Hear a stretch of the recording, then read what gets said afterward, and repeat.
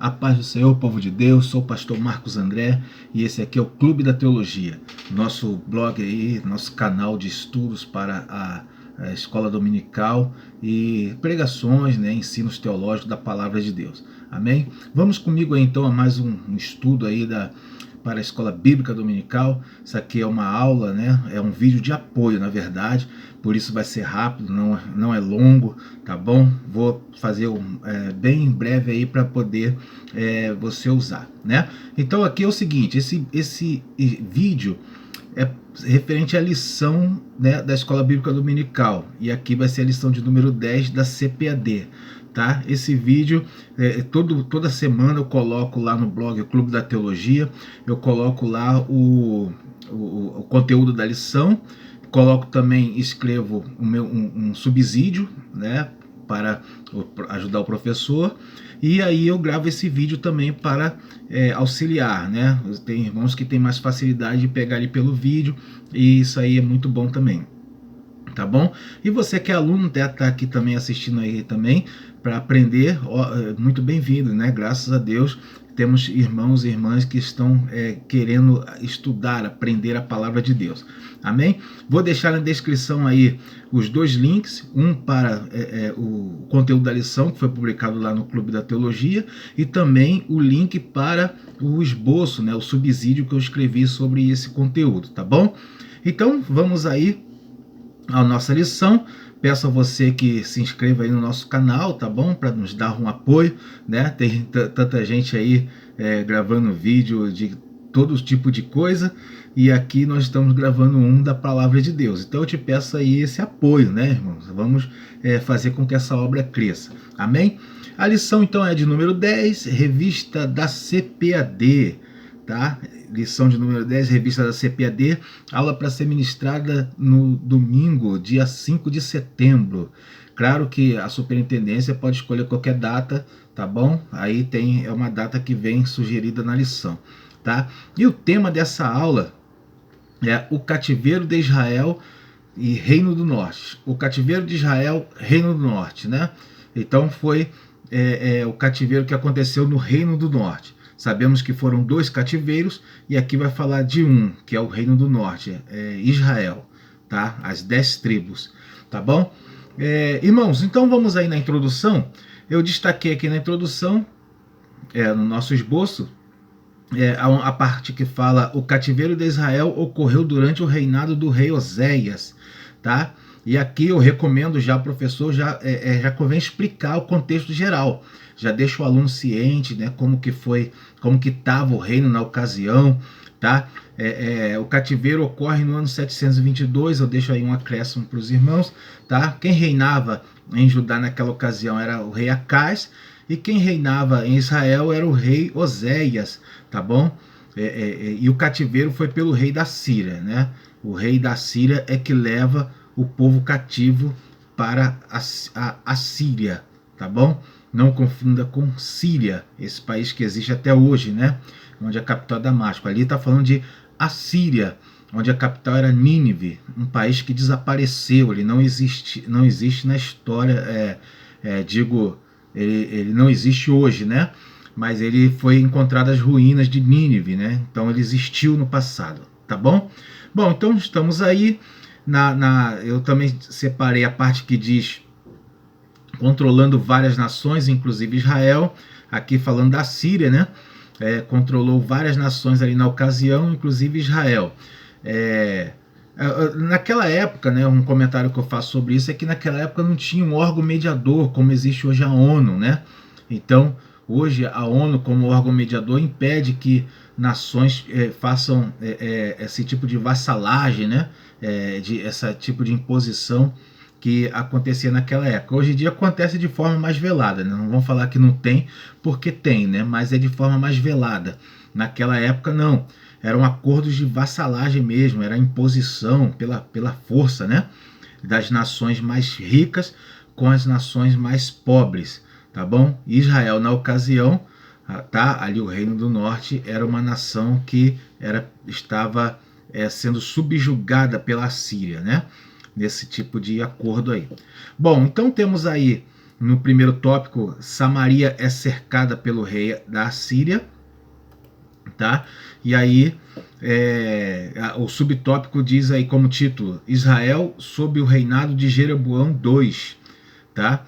Então, Jeroboão II, porque teve o primeiro Jeroboão, que foi que fez ali o cisma, né, a separação das 10 tribos. Aquele Jeroboão, ele começou a reinar ali como o primeiro rei das 10 tribos, tá? Reinando no reino de Israel, tá bom? Sempre é bom deixar o aluno ciente que existiam 2 reinos, Israel e Judá. Israel era composto das 10 tribos, tá bom? As 10 tribos, e Judá era composto de 2 tribos, Judá e Benjamim.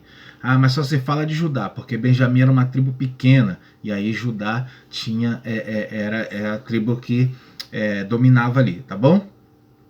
Bom, e aí nós vamos nesse subtópico 1.1, né? Aí, eu separei a parte que diz: esses resultados foram alcançados através de corrupção, tá? Aqui fala de uma prosperidade no Reino do Norte, né? Sobre o reinado de Jeroboão II. Essa prosperidade foi pela prática da exploração, né? Isso aí a lição está falando. E aqui cabe um ensinamento aplicativo aqui para os alunos. Não se deve associar bênção a resultados. Ah, porque o resultado é bom, é uma bênção. Não, nem sempre vai ser uma bênção, né? Não é porque a pessoa já está se dando bem, está ali, tá por cima da carne seca, que é porque Deus está abençoando. Nada disso. Pode ser que não seja isso, tá? Professor, ensine aí os alunos. Não vale a pena, você não pode se impressionar demais com as pessoas, tá bom? Nem tudo, como os antepassados falavam, nem tudo que reluz é ouro, né? Não é verdade? Então é bom saber disso aí, tá? É bom ter sempre a orientação de Deus. Bom, aqui eu separei algumas expressões que a lição está falando para poder explicar, né? Injustiça social, ao que se refere, a hipocrisia religiosa. Aí essa hipocrisia religiosa se referia ao enriquecimento pela cobrança e apropriação de ofertas, né? Onde que os religiosos ali, os sacerdotes, né? Os religiosos, eles se apropriavam de ofertas do povo, tá bom? Isso aí era injustiça, era hipocrisia religiosa, né? Extorquindo ali os membros, né? Bom, e também o sincretismo é uma outra expressão que aparece aí na lição, e convém explicar, que já de cara assim, né? Explica que é a mistura de crenças, né? Quando aqui se refere àquela mistura da adoração a Deus com a adoração aos ídolos pagãos ali, e aí esse aí se chama sincretismo, né? A mistura das crenças, tá bom? Vamos falar disso aí um pouco mais à frente. Então temos aí no subtópico 2 desse primeiro tópico aí, tem a traição do rei Oséias. Aqui separei a parte que fala: o traíra ao buscar apoio do Egito.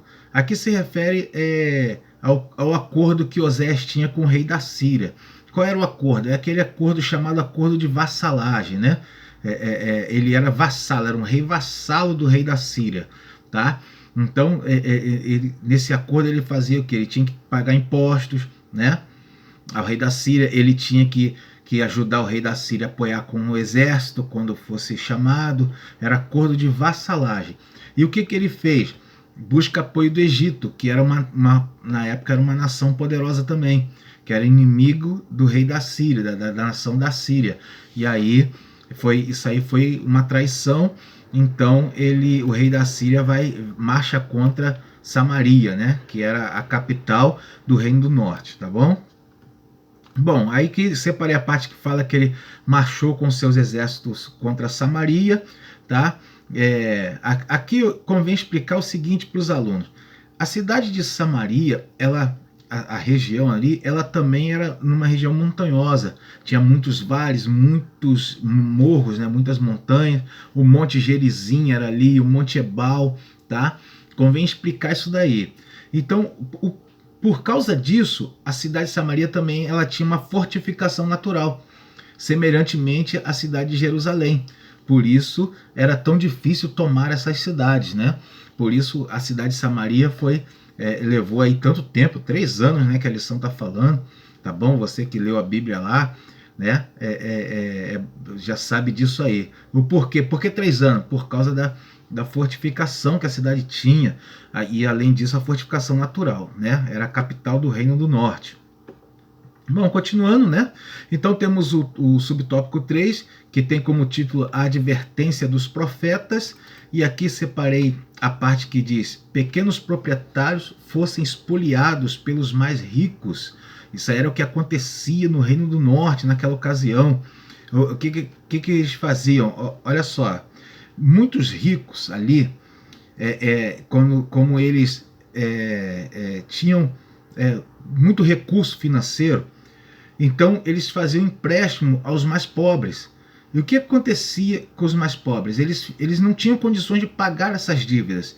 E o que eles podiam, esses ricos faziam, que não era autorizado por Deus, mas eles faziam, isso acontecia lá no Reino do Norte, eles tomavam as terras desses mais pobres, né?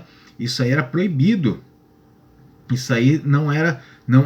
Deus ele tinha proibido isso veementemente. Lá em Números 36:7 tem uma ordem sobre isso, né? A herança é para estar dentro da família, não podia passar a herança de tribo para tribo, né? Por isso tinha aquele ano do jubileu para corrigir essas falhas. Mas o Reino do Norte não estava observando essa lei aí. E aí, por isso, né, isso desagradou muito a Deus, esse caso, tá? Bom, então separei também a parte que fala: Deus não tolera um coração dividido com outros deuses, tá? Aqui fala do sincretismo religioso, quando há aquela mistura de crenças, né?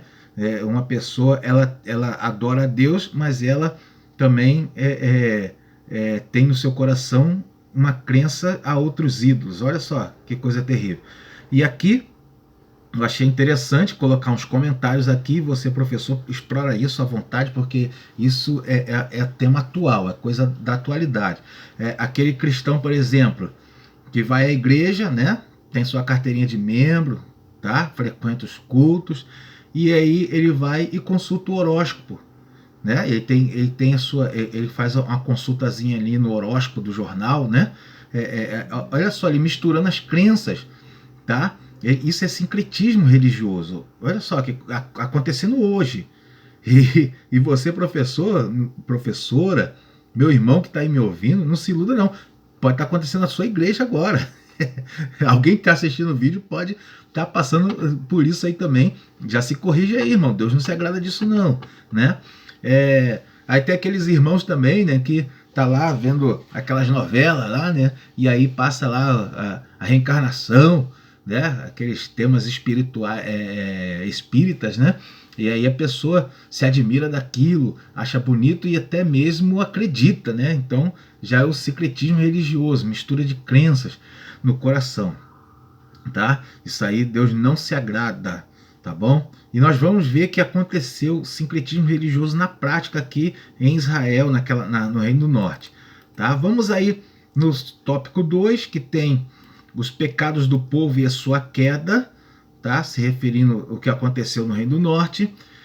No tópico 1, no subtópico 1, tem aí como tema o terrível pecado da idolatria, tá? Isso aí, aí eu separei a parte que diz: o norte se inclinou mais intensamente à idolatria que o sul, tá? Então eu acrescento um comentário interessante, que um motivo para isso aí, um forte motivo, foi que o templo ficava no Reino do Sul. E aí o que acontecia? As pessoas, elas não podiam, os judeus, os israelitas, né, do Reino do Norte, eles não podiam ir, era proibido pelo rei, né, de ir até Jerusalém, no Reino do Sul, para poder cultuar, adorar a Deus, né, aquelas caravanas que Davi menciona lá, né, que saía de todas as cidades, ia até o tabernáculo, aquele negócio todo. Não podia acontecer ali na ocasião do rei Oséias. Então, o que acontece quando uma pessoa deixa de congregar, deixa de estar junto com outros irmãos? A pessoa desanima, irmão. Deixa de ir à igreja para você ver se você não fica desanimado. Ensina isso aí para os alunos, professor. Né? Nós temos que estar em comunhão com outros irmãos. Um crente anima outro crente, não é verdade? E aqui não estava acontecendo isso, né? Aqui também outra parte, separei aí, Deus colocou o casamento do profeta Oséias como uma lição prática, tá? Essa parte aí é terrível, né? Para falar a verdade. Deus mandou que Oséias se casasse com uma prostituta. Aqui o meu comentário sobre isso é que não era moleza, né? Ser profeta no Antigo Testamento. Hoje em dia tem um montão aí de que se dizem profetas porque é uma facilidade muito grande, mas que devia ser profeta naquela época, né? O que acontecia? Deus usava a vida do profeta para dar a sua mensagem ao povo, tá? No caso, como quando Deus mandou Oséias se casar com uma prostituta, era para que o povo, ao ver aquilo, questionando Oséias, Oséias ia explicar, é assim que Deus se sente em relação a Israel. Como se ele fosse, como se ele estivesse na minha posição, casado com uma prostituta, né? Assim que Deus se sentia, por causa da idolatria, do sincretismo que já estava no coração do povo, tá? Isso aí foi uma coisa terrível, né? O profeta Oséias sofreu muito aqui para poder pregar, levar essa mensagem para o povo. O profeta ele pregava com a vida, né? A vida dele era uma profecia para o povo, né? Infelizmente, mas teve que ser assim, né? Isso aí são coisas de Deus, são coisas maravilhosíssimas, não tem como nós entendermos. Bom, no subtópico 2 tem outras causas do cativeiro, que a lição trata aí. Eu separei a parte que diz, aqui só uma parte, né? Separei uma que diz assim: até os sacerdotes fizeram um conluio com os governantes para extorquir o povo, tá? O que aconteceu, irmãos, aqui é interessante, né, salientar isso, que nem todos os levitas ficaram, nem todos os sacerdotes foram para o templo em Jerusalém, ficaram no templo quando houve a divisão do reino. Tinha sacerdotes também no reino do norte, tá? E o que eles tinham que fazer? O que eles deveriam ter feito, né? Manter o culto a Deus no reino do norte. O templo está lá em Jerusalém, no reino do sul, mas eles tinham que manter ali o culto a Deus, oferecer sacrifício, né? Buscar interceder pelo povo, né? Junto a Deus, tá? Então era como eles tinham que ser assim, fazer observarem a lei, levar o povo ao conhecimento de Deus, né? E eles não fizeram isso. Aqui fala de um conluio com os governantes para extorquir o povo, né? Aquela hipocrisia religiosa que foi mencionada lá, tá? Infelizmente, e aqui é o seguinte, né, irmãos? Eu comentei algo mais sobre isso, é que quando chegou ao ponto de a corrupção entrar no meio daqueles que deveriam ensinar, né, deveriam combater a corrupção, que são os sacerdotes aqui. Quando a corrupção entrou no meio deles, a nação alcançou o fundo do poço, né? A única parte ainda que era ali temente a Deus, que eram os sacerdotes, eles abandonaram, né? Por isso a gente vai ver que aconteceu o que aconteceu com essa, porque aconteceu aquilo com essa nação, né, do Reino do Norte, porque eles chegaram a esse ponto de eles irem para o cativeiro. E o detalhe sobre esse cativeiro é que eles não retornam, tá? Como foi o cativeiro do Reino do Sul, que foram para a Babilônia e retornaram. No Reino do Norte não aconteceu isso. Eles foram para o cativeiro e não voltaram. O rei da Síria botou outro povo no lugar deles, tá? Deus permitiu isso porque eles chegaram ao fundo do poço, né? Chegaram a uma forma irrecuperável, né? Por assim dizer, tá bom? Bom, então vamos aí no tópico 3, que tem como título Os estrangeiros ocupam Samaria, tá? Se referindo ao que o rei da Síria fez. O que o rei da Síria fez? Pegou aquele povo, deportou, né? Levou cativo, né, para o cativeiro, e trouxe um outro povo para ocupar aquela terra, tá? E aí alguns cidadãos, alguns mais pobres, né, israelitas que ficaram na terra, se misturaram com aquele povo novo que chegou, e aí formaram ali os samaritanos, né? Bom, vamos ver aqui, né, no primeiro subtópico aí que tem como título a mistura de gente e o sincretismo. Eu separei a parte que fala os territórios expoliados fossem ocupados por povos de outras etnias. Tá falando aqui o que o rei da Síria fez, né? Aqueles territórios que ele tirou o povo de lá e ocupou com outras etnias, tá? Aí eu separei que eu destaquei aqui que Deus, né, não permitiu o retorno deles para a terra, tá? Por quê? Por causa da degradação, né, do nível de degradação que foi ali. Eles perderam, assim, por assim dizer, eles perderam o direito à terra, né? Aquela terra prometida que Josué conquistou lá, né, por ordem de Deus, aquele povo perdeu o direito. E é assim que acontece, né? Na vida de todo crente, irmão. Ensine isso aí para os alunos. Aquele que não valorizar o reino de Deus, aquele que deixar o sincretismo entrar no coração, tá? Ele perde o direito à terra prometida, ele perde o seu direito. Não vai poder entrar, irmão, tá? Infelizmente, essa é a verdade e tem que ser ensinado isso aí para o povo, tá? Aí também separei a parte que diz: o objetivo era misturar as nacionalidades para evitar possíveis rebeliões. O que o rei da Síria fez? Qual era o objetivo? Misturar as etnias ali. Por quê? Olha como é que ele pensava, né? Ele sabia que se aquele povo continuasse na sua cultura original, uma hora ou outra Deus eles iam acordar, né? E aí iam se rebelar contra o rei da Síria, né? Então o que ele fez? Misturou as culturas com o objetivo de quê? Enfraquecer, né? Enfraquecer aquele povo, tá? Isso aí é uma estratégia satânica. Olha só, qual é a estratégia satânica? Misturar no meio do povo de Deus culturas mundanas. Para quê? Para que isso? Para enfraquecer o povo de Deus, tá? Para enfraquecer os servos de Cristo. E aí o povo vai tirar poucos, não vai tirar almas do mundo, né? Pessoas do reino das trevas.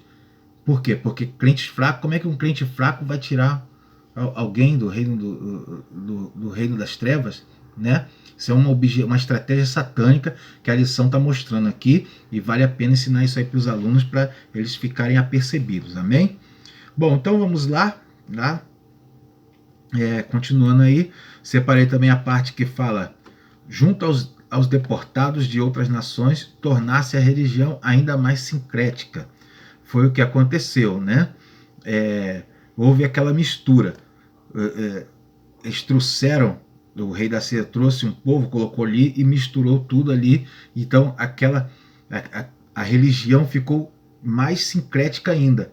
O que aconteceu, a história, né, ela é interessante aqui, porque aquele povo que foi colocado na terra ali e fez com que houvesse aquele sincretismo mais ainda agudo, né, que já acontecia antes, mas agora ficou mais agudo ainda quando o rei da Síria colocou um novo povo.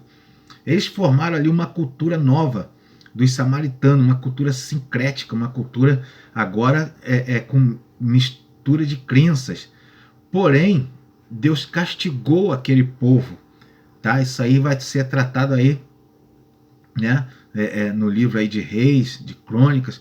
Deus castigou o povo e ali enviando leões, né?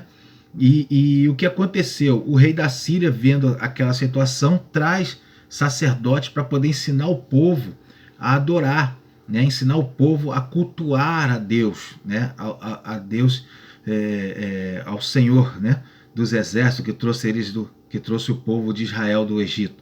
Então eles aprenderam com os sacerdotes e dessa forma eles passaram a ter a religião deles adorando a Deus. Olha que interessante, né? Só que eles não podiam ir para Jerusalém adorar no templo. Então eles passaram a ter a cultura deles de adoração ao Senhor do jeito deles ali, no Monte Gerizim, né, que era o Monte da Bênção, tá? Até Jesus se encontrou com uma mulher samaritana naquele monte, e ela se preocupou em saber, né? A lição fala isso aí também. Olha que interessante, né? Coisa legal aqui.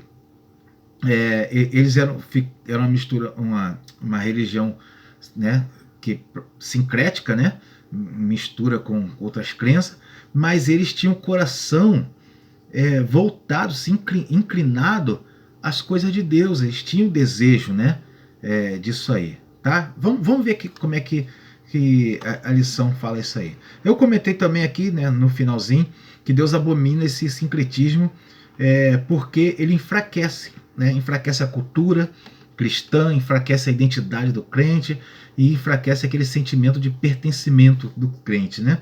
Então isso aqui é interessante falar. No último tópico que diz aí, que tem como título Jesus e os Samaritanos, aqui vai falar, né, como que Jesus tratava os samaritanos. Eu separei a parte que diz aí o antagonismo entre judeus e samaritanos. Quem já leu os evangelhos sabe muito bem que os judeus na época de Cristo não falavam com os samaritanos. Por que isso? Vem exatamente dessa época aqui do rei Oséias, né, desse cativeiro, porque os judeus não aceitaram aquela conversão dos samaritanos.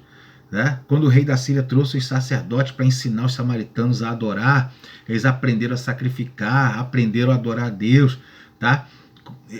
Mas os judeus não aceitavam isso.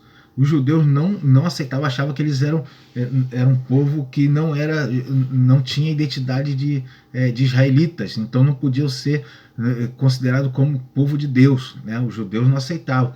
E eles não falavam com os samaritanos, né? Eles não se falavam. Isso aí foi até a época de Jesus, né? Bom, separei também a parte que fala em razão da dúvida daquela mulher sobre o legítimo lugar de adoração. Aqui é um exemplo, né, de como que como Jesus tratou os samaritanos, e aqui fala da mulher, né, que Jesus encontrou lá no poço de Jacó, e houve aquela conversa, né? Então, a gente vê que Jesus ele tinha um carinho pelos samaritanos. Por quê? Né? Por que isso? Que a gente via no coração de muitos samaritanos um desejo de adorar a Deus de verdade. Olha o caso daquela mulher ali, no poço de Jacó. Ela, quando descobriu que Jesus era profeta, né? Ela viu que ele era da parte de Deus. O que ela fez? A primeira coisa que ela pergunta para ele é o local de adoração. Só se preocupa com o local de adoração, né, quem é servo de Deus, quem quer ser servo de Deus de verdade, quem quer melhorar como crente, né? Isso aqui que está transparecendo pela pergunta daquela mulher, tá? Independente dos erros que ela já tinha cometido na vida, Jesus olhou o coração dela e viu uma sinceridade. Olha só que coisa linda, né, irmãos? Bom, então, separei também a parte que fala, contrasta a religiosidade dos líderes religiosos judeus com a espiritualidade de um samaritano, né? Isso aqui a passagem ali que Jesus fala sobre os samaritanos e bota esse contraste, né? Um comentário que eu faço sobre isso é que a gente, ao ler a Bíblia ali, a gente nota, né, que a rixa era mais por parte dos judeus do que dos samaritanos. Os samaritanos, eles, muitos deles tinham desejo mesmo de adorar a Deus, de fazer o que é certo, tá? Por isso Jesus foi bem enfático quando ele mandou ide no seu ide, que ele deu para a igreja, para os discípulos, ide por todo mundo. Ele falou, ó, antes de ir por todos os lugares da terra, vai lá nos samaritanos, para pregar também em Samaria, né? Que coisa maravilhosa, né, irmãos? Bom, então, como conclusão, né, nós chegamos aí essa parte. Eu separei aqui na conclusão a maneira drástica de Deus retornar seu povo ao aconchego do seu amor. O comentarista aqui fala algo, que Deus, né, fez de uma maneira drástica, né, que foi permitir o cativeiro, né, fazer com que o povo retornasse aí ao aconchego do seu amor.